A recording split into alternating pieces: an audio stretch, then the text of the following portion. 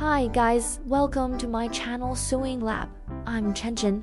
I've been sewing for about 1 year just as a hobby. I absolutely love making my own clothes, and that's why I started this channel. Here I'll share all my real sewing tips, simple fabric pattern ideas, my go-to tools, pattern sewing projects, and also the common mistakes beginners always make. For me, sewing is such a relaxing and healing hobby. It easily puts me in a calm state of mind. Whenever I'm sewing, I just focus on every stitch and forget all my stress. If you're new to sewing or planning to start, you're in the right case. We can practice and improve little by little and grow together on this journey. I truly believe starting anything new is the hardest part.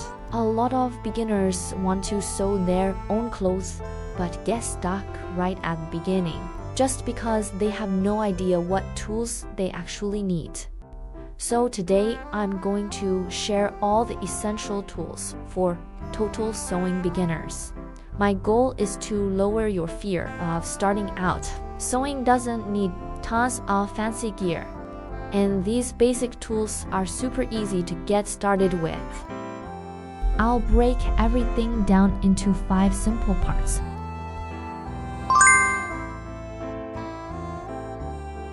Three machine and an arrow are 2 core tools every sewer needs. Sewing machines basically fall into 2 types, industrial and household. Beginners, I highly recommend starting with a household machine. You can pick a standard tabletop machine. They take up very little space. You can place them anywhere, and they have all the basic functions you'll ever need. Household machines offer a wide range of built-in stitches, usually more than a dozen practical styles. They handle straight stitches, zigzag stitches, buttonhole stitches, and many other common tasks. The zigzag stitch alone works great as a substitute for an overlock stitch. These machines are far more user-friendly for new sewers, and then they're also more budget-friendly. Industrial machines require a dedicated permanent spot. Most industrial models weigh 80 to 90 pounds. They're built solely for straight stitching, so they can only sew straight lines. You won't be able to make buttonholes on an industrial machine.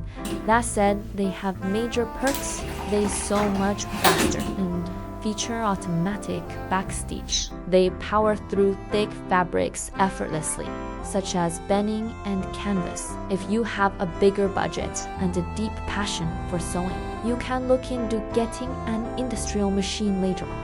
A lot of new sewers might ask, do I need a serger right away? Sergers stop fabric edges from fraying, but there are alternative sewing techniques if you don't know one. For lightweight fabrics, a French seam works perfectly. For thicker material, you can use a bound seam, so I consider sergers optional for total beginners, not a must-have. I've been sewing for a full year, and every single piece I've made was sewn only on my industrial machine.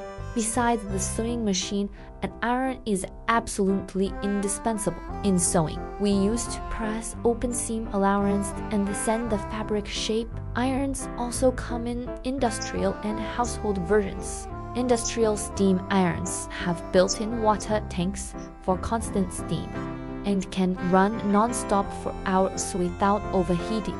They don't have auto shut-off safety features like home irons, so you have to be extra careful while using them. A smart power strip is really helpful if you own one. Standard household irons are much lighter and don't hold water, so you can use a separate spray bottle to mist fabric for steam pressing. Their lightweight means your wrists won't get sore even after long sewing and pressing sessions. No matter which iron you choose, always prioritize safety. If you have kids or pets at home, never tuck the power cord under the hot iron. Keep flammable or heat-mettable items far away, like pattern rulers and heat-erase fabric markers.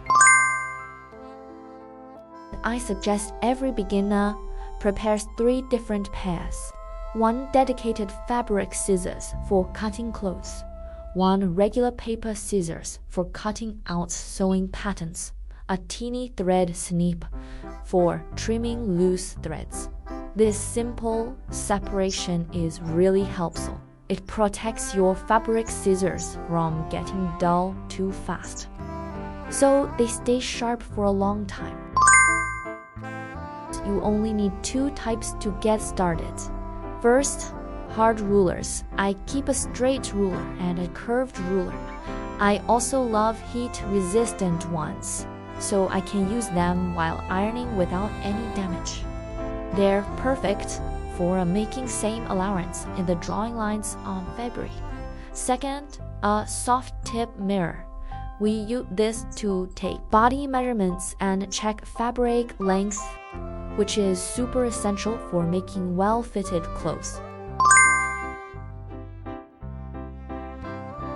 Your sewing machine will usually come with a few universal needles, which are totally fine for beginner practice.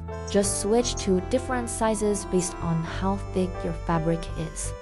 For sewing threads, polyester threads are the best choice. They're sturdy, durable, and hard to break. And don't overbuy threads at the very beginning.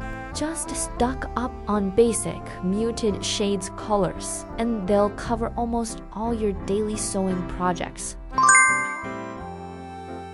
Pins and fabric clips are must-haves. They help hold your fabric in place and make positioning way more accurate while sewing. A seam ripper is another non-negotiable too. Every beginner makes mistakes and needs to reduce beaches, so you'll definitely use this a lot. Heat erase markers and chalk are great for drawing temporary cutting lines and marks on fabric. And I also keep a tweezers on hand. It helps with turning out sharp corners and ends making, which makes tricky sewing steps much easier. Threaders quickly feed thread through the needle eye, while seam guides help you through consistent, evenly sized seam allowance. These are all the essential basic sewing tools I recommend for newbies. I've summed them up based on my 1-year experience of sewing. This list helps you avoid buying useless, repetitive, wrong tools that just end up collecting dust. I hope it makes your sewing journey much easier. If you love sewing or want to learn more, make sure to subscribe my channel. I'll keep sharing my sewing experience and the joy of making clothes by yourself. In my next video, I'll teach you how to read sewing patterns and cut fabric step by step. Thank you so much for watching, and I'll see you in the next one. Bye!